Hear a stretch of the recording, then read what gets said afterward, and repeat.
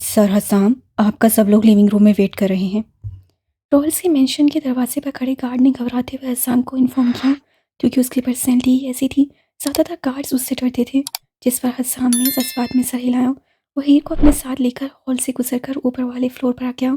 वहाँ पहुँचकर वो उसे साथ लिए सीधा लिविंग रूम में चला गया, जहाँ तमाम फैमिली मौजूद थी।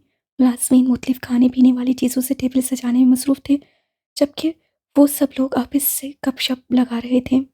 हीर की निगाह जैसे ही आयमा बेगम पर पड़ी तो वो भागकर उन तक पहुंच गई, जो हुरिया बेगम के साथ बैठी हुई थी। हीर को अपनी जानिब आता देखकर वो भी जल्दी से उठकर उसे अपने सीने से लगा गई। मैंने आपको बहुत ज़्यादा मिस किया।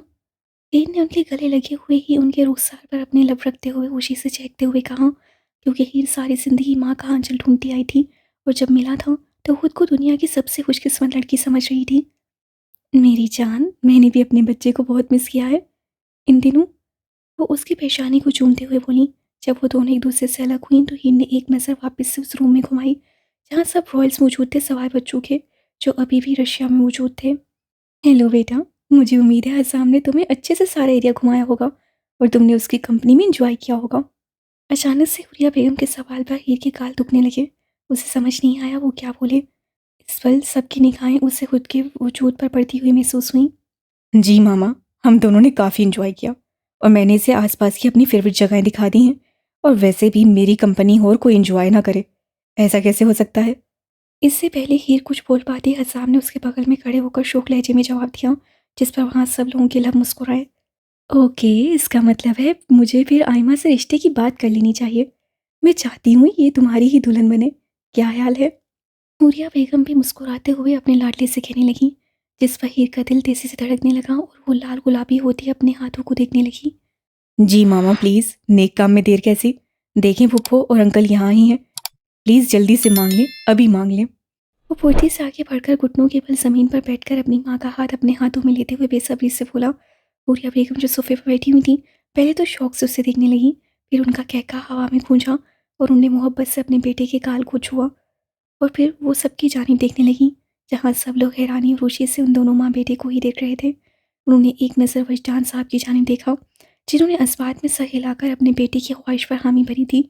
उनके इशारे को समझते हुए हुरिया बेगम ने फ़ौरन अपना रुख आयमा बेगम की तरफ किया और रिश्ता मांग लिया। आयमा कुछ बोलो, आई प्रॉमिस तुम्हारी बेटी को अपनी पलकों पर बिठा कर रखूंगी।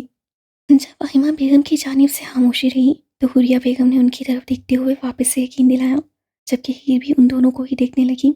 बेशक वो पहले से ही असम की निकाह में थी, लेकिन ऐसे फैमिली की रजामंदी से शादी और फिर एक मुकम्मल शादी, उसकी खुशी अलग थी। वो बात नहीं है, असल में बहुत अरसे बाद मुझे हीर के रूप में अपनी बेटी मिली है। इतनी जल्दी शादी करके उसे खुद से दूर करना नहीं चाहती। अभी उसके साथ कुछ वक्त गुजारना चाहती हूँ मैं। ये कहते हुए उनकी आखिर में आंखें भीगने लगी, तो ये जल्दी से उनके पास जाकर उनके कदमों में बैठकर उनके हाथों को मजबूती से पकड़ गई। मामा प्लीज़ रोए मत, मैं कहीं नहीं जाऊंगी, प्लीज़ बस आप नहीं रोए। वो उनके हाथों को छोड़कर उनके गालों से आंसू साफ करते हुए नम लहजे में बोली, क्योंकि सामने बैठी औरत ने उसे सचमुच माँ जैसी मोहब्बत से नवाजा था। क्या कहा तुमने? वो अपना रोना भूलकर उसके चेहरे को अपने हाथों से छूते हुए बोली। रोई मत। नहीं, उससे पहले वो उम्मीद भरे लहजे में बोली, ओह मामा। ये लड़खड़ाती आवाज़ में बोली। वो जब से यहाँ आई थी, आयमा की ख्वाहिश थी वो उन्हें माँ कहकर बुलाए। आज वो जब बुला रही थी तो वो फूलें नहीं समाई थी, और उन्होंने नीचे की जानिब झुककर हीर के चेहरे के तमाम नक्कोश को अपने लबों से रोते हुए छूने लगी। फिर से कहो ना हीर, मेरी प्यारी मामा। हीर रोते हुए उन्हें अपने गले से लगाती हुई बोली। ताइमा बेगम ने भी खुशी से उसे अपने सीने से लगा लिया। हुरिया, मिठाई मंगवाकर सब में तकसीम तो करवाओ जरा। वो जो आंखों में नमी लिए माँ बेटी को मिलते देख रही थी, आयमा के अल्फाज पर नासमझी से उसे देखने लगी। भाई मैं इतनी सेल्फिश माँ नहीं हूँ। शादी तो वहीं करवाऊंगी अपनी बेटी की जहाँ उसकी खुशी भी शामिल हो। ऐसे भी हसाम से बेहतर कोई मेरी शहजादी के लिए हो ही नहीं सकता। उनके अल्फाज पर कमरे का माहौल जो कुछ लम्हे पहले अफसरदा हो गया था, वहाँ वापस से रोन की आंसू आई। हाँ हाँ ज़रूर, मैं अभी अरेंज करवाती हूँ। वो कहकर हसाम के बाल हराब करके अपनी जगह सुट गई, और कुछ ही देर बाद उस कमरे में मिठाई तकसीम हो रही थी, जबकि बड़े सब लोग काफ़ी ज़्यादा खुश नजर आ रहे थे। हसाम जो मुस्कुराती निगाहों से सबकी तरफ देख रहा था, जब उसकी नज़र दरवाजे पर खड़े बन्नान पर पड़ी तो वो उसकी जानिब बढ़ गया, जो हाथ में सोडा पकड़े दीवार के साथ पुश लगाए खड़ा था। मुबारक हो कज़न, मतलब ये सिर्फ मिशन ही नहीं था, जनाब पहली नज़र में ही दिल हार बैठे थे। बन्नान ने जब हसाम को अपने करीब पाया तो सोडे का सिप लेते हुए शरारत से बोला, जिस पर हसाम ने उसके बाजू पर पंच मारा। खैर मुबारक। वैसे ये सब छोड़, तू मुझे ये बता, तू था किधर? रशिया भी हमारे साथ नहीं गया? मैंने तुम्हें इतनी कॉल्स की मगर एक का भी जवाब नहीं। वो आईब्रो उचकाते हुए पूछने लगा। मुझे सजा मिली थी। What the hell? उसके कहने पर हसाम ने नासमझी से उसकी तरफ देखते हुए कहा, जिस दिन हम लोगों ने रशिया जाना था उससे एक दिन पहले मैंने कुछ ऐसा किया था जो बाबा की किताबों में काबिल सजा था। फरहान ने कहकर लंबा सांस खींचा और मजीद बोलने लगा। बस इसी वजह से उन्होंने एक मुकम्मल सेमेस्टर के लिए ग्राउंडेड कर दिया, जहाँ कोई मोबाइल फ़ोन नहीं है, कुछ नहीं है, और बाकी मैं तुम्हारे सामने हूँ। मुझे ऐसा क्यों लग रहा है ये सब कोई चाल थी तुम्हें यहाँ ही रखने के लिए? सामने कहकर मजे से अपने दोस्त की तरफ देखा जिसकी हालत उससे लुफ्त भी दे रही थी। हाँ, जैसे ये मेरे साथ पहली बार हुआ है। अक्सर जब भी मामा को मेरा कोई ऑपरेशन करना पसंद नहीं आता तब ऐसी कोई बकवास सा बहाना बनाकर मुझे रोक लिया जाता है, बेशक फिर वो मेरा करने का कितना ही दिल क्यों ना हो, लेकिन कोई ध्यान ही नहीं देता। फिर वो चिढ़ते हुए बोला, मेरा तुमसे मशवरा है अपने लहजे और अल्फाज पर ध्यान दो बेटा। अफान ने उन दोनों के करीब आकर अपने साहबजादे को नसीहत की। हेलो अंकल, कैसे हैं आप और सब कैसा चल रहा? अस्साम ने फौरी उनका ध्यान अपनी तरफ खींचा क्योंकि वो जानता था अफान बन्नान को लेकर किस कदर प्रोटेक्टिव है, और ये प्रोटेक्टिवनेस और भी दुगनी हो जाती थी जब आना बेगम बन्नान को लेकर फिक्रमंद हो, और वो इस मामले में उस कफल को भी कुछ नहीं कह सकता था क्योंकि बन्नान उनकी इकलौती औलाद थी। अफान कुछ देर उन दोनों के पास ही रहा, फिर बन्नान को फाइनल वार्निंग देकर वहाँ से चला गया। ठीक 10 मिनट बाद डिनर डाइनिंग टेबल पर लगा दिया गया था, जहाँ सब अपनी अपनी फैमिलीज के साथ बैठे थे। हेड चेयर पर बॉस मौजूद थे, जब उनके दाएं जानिब वजदान और उसके साथ उसकी फैमिली, फिर उनसे आगे ब्लैक फैमिली जिनके दरमियान हीर भी बैठी थी। बॉस के बाईं जानिब अफान और फिर उसके साथ उसकी फैमिली, जबकि आगे यावर की फैमिली बैठी हुई थी, जबकि दूसरी हेड चेयर पर हसाम की दादी माँ मौजूद थी। मुझे बहुत ज़्यादा खुशी है, हम सब लोग इस वक्त एक साथ यहाँ मौजूद हैं और मैं आप सब लोगों का अपने घर में वेलकम करता हूँ। आज का ये डिनर खास तौर पर गुड़िया के ठीक होने की खुशी में रखा गया है, जो काफ़ी अरसे बाद वापस अपनी फैमिली को ज्वाइन कर चुकी हैं। अल्लाह ऐसे ही हमें और सबको सेहत, खुशियाँ और सुकून भरी ज़िंदगी से नवाजे। आमीन। अब सब शुरू करें। जहाँ से रॉयल ने खड़े होकर सबसे रुझोक होते हुए कहा, और इस दौरान हीर ने एक बार भी नज़र उठाकर उनकी जानिब नहीं देखा। पता नहीं क्यों, लेकिन उसे उनसे आज भी खौफ महसूस होता था। उसके कहने पर सब मुस्कुराते हुए अस्वाद में साए लाकर डिनर करने लगे। मैंने सुना है कि तुम लोग ये साल रशिया में गुजार रहे हो। वहाँ का मौसम कैसा है? ज़्यादा सर्दी तो नहीं महसूस होती? हुरिया बेगम ने सलाद का बाइट लेते हुए अपने दोनों बेटों से पूछा। अलास्का से ज़्यादा बदतरीन हरगिज़ नहीं है, ट्रस्ट मी। अस्साम ने अपनी लास्ट ट्रिप याद करते हुए कहा, जहाँ वो ट्रेनिंग के सिलसिले में अपने बाबा के साथ गया था। मुझे कोल्ड से कुछ मतलब नहीं है, लेकिन मुझे बार बार ये जो मुख्तलिफ कल्चर्स के लोगों में रहना पड़ता है ना, ये बहुत तकलीफ देता है। कसम से एडजस्ट होते होते इतना वक्त लग जाता है। आसिफ ने मुंह बसोरते हुए कहा, मुझे यकीन है वहाँ की लड़कियाँ तुम्हारी दीवानी हो गई होंगी। वैसे भी वहाँ के इकलौते इतने हैंडसम यंग प्रोफेसर हो गए। हुरिया बेगम ने उसे छेड़ते हुए शोक लहजे में कहा, जिस पर आसिफ नाम में सही लाकर हंसने लगा। उसे अपनी मामा की यही बात बहुत पसंद थी कि वो उन दोनों भाइयों को फ्रेंड की जैसा भी ट्रीट करती थी। यही वजह थी कि वो आराम से उन्हें हर बात कह दिया करते थे। नहीं मामा, ये जगह हसाम ने बाहू भी संभाली हुई है। लड़कियां उसकी झलक देखने को मरती हैं। हम तो खड़ूस प्रोफेसर हैं। आसुक ने शरारत से अपने भाई को भी साथ में लपेटते हुए कहा, क्या तुम भूल गए हो हसाम अब सिंगल नहीं रहा? कोई उसके सारे हकूक अपने नाम लिखवाने की तैयारी में है। इससे बेहतर है ये लड़कियां उससे दूर रहें। हाँ, थोड़ी सी बस तुम पर लाइन मार ले, क्योंकि तुम तो अभी भी सिंगल हो। आसिफ के कानों से अपनी दादी अम्मा की आवाज़ टकराई तो वो चौंक कर उन्हें देखने लगा, क्योंकि ये फैमिली ही अनोखी थी। सामने से लाइन मारने के मशवरे दिए जा रहे थे, और वो भी दादी माँ। ओ गॉड! आसिफ के ऐसे एक्सप्रेशन देखकर दादी माँ का कहका हवा में गूंजा, जबकि ये भी उनकी गुफ्तगू एंजॉय करने लगी। आज उसे ये सब लोग सच में एक फैमिली लगे। आयमा बार बार उसकी तरफ देखती कि वो ध्यान से सारा खाना खाए, जबकि हसाम भी वक्फे वक्फे से उसे देखता कि वो वहीं मौजूद है ना। उन सब की फिक्र पर हीर का दिल खुशी से छूने लगा। ए मेरे प्यारे रब, मैं तेरी बहुत शुक्रगुजार हूँ। मैं नहीं जानती थी एक माफिया कमीशन मेरी ज़िंदगी इस कदर रोशनियों से भर देगा। प्लीज़ इन सबको हमेशा ऐसे ही हंसते मुस्कुराते रखना। वो दिल ही दिल में दुआ करने लगी, लेकिन शायद दुआ करने में देर हो गई थी, क्योंकि एक ब्लैक रंग का यूनिफॉर्म पहने बॉडीगार्ड तेज़ी से भागता हुआ सीधा वो उसके पास जाकर उनके कान में कुछ बोला था और ऐसे ही वो वहाँ से पलटते हुए अपने कान में मौजूद डिवाइस पर कुछ बोल रहा था। है, डिनर यहीं ख़त्म होता है। बॉस ने कुर्सी से खड़े होते हुए कहा तो वजदान और अफान भी खड़े होकर सारी नसों से अपने भाई को देखने लगे। शारिब, हस्साम और बन्नान, तमाम औरतों को फौरी बेसमेंट या फिर तहखाने में ले जाया जाए। निकलो इसी वक्त। वो उन दोनों को नज़रअंदाज करके अपने भतीजों की तरफ देखते हुए हुक्मिया लहजे में बोले और फिर अपनी माँ का सर चूमकर जब हीर के पास से गुजरे तो उसके सर पर अपना हाथ रखकर वहाँ से चले गए। ये मंजर किसी की समझ में नहीं आया मगर बाकी सब आदमी भी अपनी माँ का सर चूमने के बाद अपनी बीवियों के सरों पर हाथ रखकर बॉस के पीछे ही निकल गए क्योंकि उन्हें कुछ गलत होने का यकीन हो रहा था।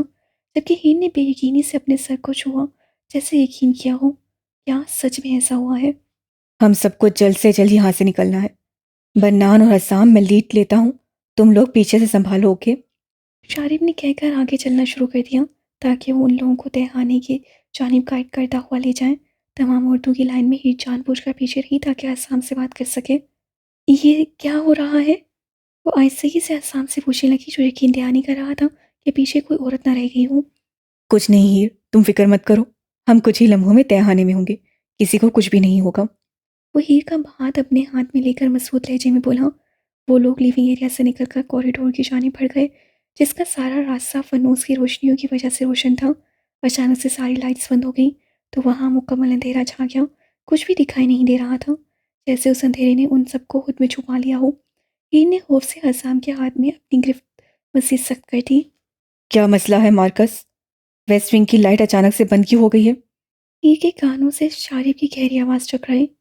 पता नहीं सामने से क्या कहा गया था कि उस जैसे तहम्मुल मिजाज इंसान को गुस्सा आ गया। मुझे फर्क नहीं पड़ता इस वक्त तुम लोग किस सिचुएशन से जूझ रहे हो, बस यहाँ की लाइट्स फौरी चलाओ। शारिब ने दो टोक लहजे में कहकर कॉल कट कर दी। हमें चलते रहना है, बेशक लाइट्स ना हो, क्योंकि इस वक्त रुकना नुकसानदेह हो सकता है। उसने गहरी आवाज़ में कहकर अपने मोबाइल की फ्लैश लाइट ऑन कर दी तो सब बगैर कुछ कहे खामोशी से उसके पीछे चलने लगे। अभी वो लोग कुछ ही दूर चले होंगे कि खिड़कियों के शीशे टूटने की आवाज़ सबके कानों से टकराई। बगैर हल्की सी भी आवाज़ किए सबके सब भागो। सामने हीर के हाथ पर अपनी गिरफ्त इंतहाई सख्त कर दी और वो उसे अपने साथ लिए बाकी सबके साथ भागने लगा। हीर को वो रास्ता किसी भूल भुलैया से कम नहीं लगा।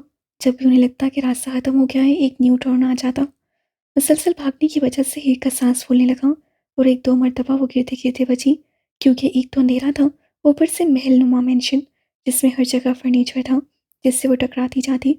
उसे यकीन था अगर असम को रास्ता मेमोराइज ना होता तो अब तक वो ज़रूर पकड़ी जा चुकी होती। मुझे कदमों की आहटें सुनाई दे रही हैं। वो बेतरतीब होती सांसों से मुश्किल बोली। फिक्र मत करो, हम पहुंच जाएंगे। असम उसे कहकर लिफ्ट जाने मुड़ा तभी एक बार फिर से कांच टूटने की आवाज़ बिल्कुल उनके करीब से सुनाई दी। ये बिल्कुल उस विंडो के करीब से गुजरी थी जहाँ से एक आदमी अंदर दाखिल होकर उसके कंधे पर अपना हाथ रख चुका था। और उससे हीर ने चीखें मारी। हीर, क्या हुआ है? प्लीज चलो, अगर हम लोग नहीं भागे तो बाकी सबको मिस कर देंगे। असम ने उसके रुकने पर बगैर उसकी तरफ देखे फिक्रमंदी से कहा क्योंकि वो उसकी सिचुएशन से अनजान था। उसे लगा कि हीर का इतना चिल्लाना ग्लास के टूटने की वजह से है। हीर ने अपने खुश्क होते लबों पर जुबान फेरी। वो कुछ कहना चाहती थी मगर पुष्प पर पड़ते पिस्टल के प्रेशर से कुछ बोल नहीं पा रही थी। तुम भागते रहो मिस्टर रॉयल, ट्रस्ट मी, इस खूबसूरत लेडी को पीछे से बहुत अच्छे से ख्याल रखूंगा। अनजान आदमी की आवाज़ सुनकर हसाम का वजूद थमा और झटके से उससे मुड़कर हीर के पीछे देखा जहाँ एक निकाब पोश खड़ा था। उसकी शिद्दत से ख्वाहिश हुई वो हीर को थोड़ा आगे करके अपने सीने में छुपा ले और इसी कोशिश में उससे हीर को खुद की तरफ खींचा। अपने हाथ अपने तक रखो मिस्टर रॉयल, मुझे यकीन है तुम नहीं चाहते मैं ये ट्रिगर चला दूं। उस आदमी ने मजाक उड़ाते हुए कहा तो हसाम ने गुस्से से मुठ्ठियां भींची और उसी पल उस एरिया से उसे बाकी सबके कदमों की आवाज़ें आना बंद हो गई जिसका मतलब था वो लोग काफ़ी आगे जा चुके हैं। उससे एक बात को तो सुकून हुआ कम अज़ कम उसकी मामा महफूज है। इस सिचुएशन में एक कानून ये भी था कि भागते हुए पीछे मुड़कर किसी ने नहीं देखना। बस यही सब फॉलो कर रहे थे। हसाम को उम्मीद थी कि जब तक उन्हें उन दोनों के गायब होने का एहसास होगा वो इस सिचुएशन से निपट कर उन तक पहुंच जाएगा। इसलिए वो आंखें बंद करके खुद को कंपोज करने लगा। तुम कौन हो और क्या चाहते हो? वो आम से लहजे में पूछने लगा। मेरे शहनात का यहाँ कोई लेना देना नहीं है, और मुझे जो चाहिए था मैं हासिल कर चुका हूँ, और उसके लिए तुम्हारा बहुत बहुत शुक्रिया। अब थोड़ी मदद और करो और ज़रा अपने कदम पीछे की जानिब लो। मुझे इसे अपने साथ लेकर जाना है। मेरी लाश से गुजर कर ही इसे ले जा सकते हो, जीते जी तो यह मुमकिन नहीं। असाम ने दर्द लहजे में कहकर अपने मोबाइल की टॉर्च बंद कर दी और नीचे झुककर एंकल के करीब छुपे पिस्टल को उससे बाहर निकाला और बगैर उस आदमी को समझने का मौका दिए उससे अचानक से ही को अपनी जानिब खींचा और अपनी पिस्टल से चांद की रोशनी का फायदा उठाकर सीधी गोली उस आदमी के सर पर मारी। उसी पर उसके कानों से गोलियों के चलने और मजीद खिड़कियों की टूटने की आवाज़ें सुनाई थी। असाम ने जल्दी से अपना मोबाइल निकालकर हाजिक को कॉल मिलाई। हम वेस्ट साइड कॉरिडोर में अंडर अटैक हैं। हमें हेल्प की ज़रूरत है हाजिक। असाम ने कहकर फ़ोन बंद कर दिया। वो हीर का हाथ पकड़कर आगे की जाने भागा तो बिल्कुल पास ही वापस से विंडो टूटी। वह सामने हीर को कांच से बचाने के लिए उसके सर पर हाथ रखकर पीछे किया तो कुछ ग्लास उसके पास उससे आ लगा। तभी कुछ आदमी अंदर दाखिल हुए तो उसने हीर के मुंह पर हाथ रखकर 2 कदम पीछे लिए और दाखिल हुए। 2 आदमियों को अपनी निगाहों वहां सेट करने से पहले उन दोनों के सर पर गोलियां मार दी और इस खौफनाक मंजर पर हीर की चीखें उसकी हथेली में ही दम तोड़ गई और वो उसका हाथ पकड़कर आगे की तरफ चलने लगा। हीर, प्लीज़ परेशान होने की बजाय मुझे सपोर्ट करो, वरना हम ये जंग लड़ने से पहले ही हार जाएंगे। प्लीज़ अपनी ट्रेनिंग को इस्तेमाल में लाओ। जब भागते हुए उनके पीछे मजीद लोगों ने आना शुरू कर दिया तो सामने एक पिस्टल हीर की जाने बढ़ाते हुए कहा और साथ ही उसने हीर को अपने साथ पिलर के पीछे ले जाकर 3 आदमियों को अपनी गोली का निशाना बनाया। जब उसका रास्ता क्लियर हुआ तो हीर का हाथ पकड़कर आगे की जानी बढ़ा। तभी एकदम से बाहर से क्लियर शोर शराबा और तेज गोलियों के चलने की आवाज़ें सुनाई देने लगीं। वो जगह मुकम्मल मैदान का जंग लग रही थी। हसाम समझ गया था कि उसका भाई कहीं आसपास ही है। उसे बस कैसे भी हीर को महफूज जगह तक लेकर जाना है। इस वक्त वो अकेला होता तो उन सबको खूब जवाब देता, लेकिन इस वक्त उसके साथ एक जिंदगी थी जिसे वो सिर्फ महफूज देखना चाह रहा था, जो उसके अंदर के दरिंदे के हाथ बांधे हुए थी। अभी वो लोग राइट जाने मुड़ने ही लगे थे कि गोलियां चलने की आवाज़ हीर को बिल्कुल करीब से सुनाई थी। तो तड़प कर हसाम की जानिब देखने लगी जो उसका हाथ मजबूती से पकड़े आगे की जानिब तकरीबन भाग रहा था। हसाम, तुम ठीक हो? वो रुककर खौफ से घबराते हुए उसके चेहरे की तरफ देखते हुए पूछने लगी, जहां उसका चेहरा दर्द से सुर्ख पड़ रहा था। रुको मत हीर, प्लीज़, बस चलो। हमारे लिए हेल्प बस पहुंचने वाली है। उससे अपने हाथ खून से लथपथ होते हाथ को हीर की निगाहों से छुपाते हुए मजबूत लहजे में कहा, क्योंकि गोली उससे कंधे को लगी थी जहां उसका हाथ हुत-फुत तकलीफ की वजह से पहुंच गया था। अचानक से कुछ निकाबपोश उन तक पहुंचने में कामयाब हो गए। उनमें से एक हीर को आसाम की गिरफ्त से अलहदा करने लगा, मगर हीर ने जोर से उसके पेट पर किक मारी और साथ ही एक तमाचा उसके मुंह पर दे मारा, जबकि उसके हाथ में पिस्टल भी मौजूद थी। लेकिन पता नहीं क्यों उसमें वो चलाने का हौसला नहीं था और उसी दौरान हसाम, जो गोली लगने के बावजूद नकाब में छुपे लोगों का मुकाबला कर रहा था, अचानक से धमाका होने की वजह से आसपास हर जगह धुआं छा गया, क्योंकि वो ब्लास्ट इतना भयानक था कि उस महल की ईंटों तक को हिला गया था और उसी एक लम्हे में हीर का हाथ उसके हाथ से छूट गया। जब तक उसने अपनी आंखों के सामने से अंधेरे नुमा धुएं को पीछे करके सामने देखा, हीर कहीं भी नहीं थी। हीर, हीर कहाँ हो तुम? वो दीवाना वार एकदम से हर तरफ देखते हुए चिल्लाने लगा। बेशक धुएं की वजह से उसे कुछ भी साफ दिखाई नहीं दे रहा था, लेकिन उसके बावजूद वो अलग के बल चीखते हुए पुकारने लगा। अभी वो लेफ्ट की जाने मुड़ा ही था कि एक और गोली उसके सीने को चीरते हुए गुजर गई। अभी वो उससे संभला भी नहीं था कि उसने अपने सर पर कोई चीज़ लगती हुई महसूस की और वो वहीं ज़मीन पर गिरता होश की दुनिया से बेगाना हो गया। 2 मार्क्स में मौजूद आदमी हीर को बाजुओं से पकड़कर वैन के करीब ले गए, जो उन्हीं का इंतजार कर रही थी। हीर ने अपना आप छुड़ाने की बेतहाशा कोशिश की, मगर बदले में उसे सिर्फ नाकामयाबी ही मिली। वैन में उसे धकेलने के बाद एक आदमी ने आगे बढ़कर उसके हाथ और पाँव को रस्सियों की मदद से बांधने लगा। हीर ने चीखना चिल्लाना चाहा, मगर आंखों और मुंह पर पट्टी होने की वजह से ना वो कुछ बोल पा रही थी और ना ही देख। वैन इतनी तेज़ी से जा रही थी कि उसका वजूद बैलेंस न होने की वजह से मुख्तलिफ मुख्तलिफ जगहों से टकरा रहा था, जिसकी वजह से उसके जिस्म में दर्द की रीसें उठने लगी। जैसे ही गाड़ी की स्पीड थोड़ी नॉर्मल हुई तो उसने सुकून का सांस लिया और उसने साथ ही अपने सुनने की सलाहियत को इस्तेमाल करना चाहा, ताकि पता तो चल सके कि इस वक्त वो किधर है। लेकिन उसे सवाए गाड़ियों के शोर शराबे की कोई आवाज़ सुनाई नहीं दी। उसका दिल खौफ से तेज़ी से धड़कने लगा कि वह किडनैप हो गई है। या अल्लाह, आपने मेरी किस्मत में क्या लिखा हुआ है? हर दूसरी जगह किडनैप हो जाती हूँ। वो सिर बड़बड़ाई। तभी हसां का ख्याल उसके ज़हन में आया तो उसकी आंखें नम होने लगीं कि पता नहीं उसकी मदद के लिए टाइम से लोग आ गए होंगे या नहीं। ये सोच ही उसके दिल को पूरी तरह कुचलने के लिए काफ़ी थी। कुछ भी बकवास मत सोचो ही, वो ठीक होगा। देखना, जल्दी ही तुम्हारे लेने आएगा। इससे अपने दिमाग को इस्तेमाल में लाओ और ट्रेनिंग में जो कुछ सीखा है उस पर अमल करो अब। असम की पहुंचने तक थोड़ी हिम्मत और बहादुरी दिखाओ। वो खुद को हौसला देने लगी। फिर उससे लंबा सांस खींचा और वापस से बाहर गुजरती चीज़ों पर फोकस करने लगी। तो उसे दरख्तों के सरसराने की आवाज़ सुनाई दी, जिसका मतलब था कि अब वो लोग किसी जंगल में मौजूद हैं। कुछ देर बाद वैन रुकी तो एक आदमी ने उसके पाँव खोलकर बेदर्दी से उसे बाजू से पकड़कर बाहर निकाला। तो खौफ से उसकी सांसें बेतरतीब होने लगीं। लेकिन उसने जल्दी ही खुद पर काबू पाकर उस आदमी को टांग मारनी चाहिए। लेकिन आंखों पर पट्टी होने की वजह से उसका निशाना ठीक से नहीं लगा। तो उसने एक बार फिर से कोशिश की। इस बार उससे कि काफ़ी जोर से उस आदमी की टांग पर लगी। तो उसकी गिरफ्त हीर के बाजू पर हल्की हो गई, जिसका फ़ायदा उठाकर उससे जल्दी से अपनी आंखें से पट्टी नीचे की और उल्टी समेत भागना शुरू किया। लेकिन अभी वो 2 कदम ही भागी होगी कि वहाँ मौजूद 2 आदमियों ने उसे कैच कर लिया, जिस पर वो उन्हें टांगे और थप्पड़ मारने लगी। लेकिन एक आदमी ने उसे पुश से काबू करके उसे ड्रग्स का इंजेक्शन लगा दिया, जिससे उसका सर चकराया और वो बेहोश हो गई। पूरी जंगली है। आखिर रॉयल्स के साथ ताल्लुकात हैं, उन जैसी ही होगी ना। मुकम्मल बेहोश होने से पहले उसके कानों से ही मुख्तलिफ आवाज़ें टकराईं। एक लड़की, मैंने सिर्फ एक लड़की को लाने को कहा था और तुम लोगों से उस एक लड़की को बगैर ड्रग का इंजेक्शन लगाए मुझ तक नहीं ला सके। कहा नहीं था कि उससे ज़रा सी भी तकलीफ नहीं होनी चाहिए। ये जो वापस से होश में आ रही थी, लेकिन सर भारी होने की वजह से उसकी आंखें नहीं खुल रही थी। उसके कानों से जानी बेजानी से आवाज़ टकराई। हमें माफ़ कर दें सर, हमारे पास कोई और ऑप्शन नहीं थी। हमने बिल्कुल हल्की सी डोज दी है। मैम को बिल्कुल नुकसान नहीं होगा, वो जल्दी होश में आ जाएंगी। उनमें से एक आदमी ने सफाई दी। तुम जा सकते हो। आरवन और कैमरन, तुम दोनों यहाँ ही रुककर उसके दरवाजे की रखवाली कर रखोगे। मैं 20 मिनट में वापस आता हूँ। वो उन्हें हुक्म देकर वहां से चला गया। हीर ने ज़बरदस्ती अपनी आंखें खोली, लेकिन जैसे ही तेज रोशनी उसकी आंखों से टकराई तो उन्हें बंद कर गई। अब की बार उससे आहिस्ता आहिस्ता अपनी आंखें खोली तो इधर उधर अपनी निगाह दौड़ाई, जिससे उसे एहसास हुआ कि एक बहुत ही दिलकश कमरे में मौजूद है और इस वक्त वो क्वीन साइज के बेड पर लेटी हुई है। वो फुर्ती से बेड से उठकर विंडो की जाने बढ़ी, लेकिन अचानक से उठने की वजह से उसका सर चकराया। मगर वो उस दर्द को नज़रअंदाज करके बाहर देखने लगी, जहाँ आसमान अभी भी तारीकी में डूबा हुआ था। मतलब अभी भी रात ही थी। उसकी निगाह जितनी दूर तक गई, उसे सिर्फ लंबे और बड़े बड़े से दरख्ती चांद की रोशनी में दिखाई दिए।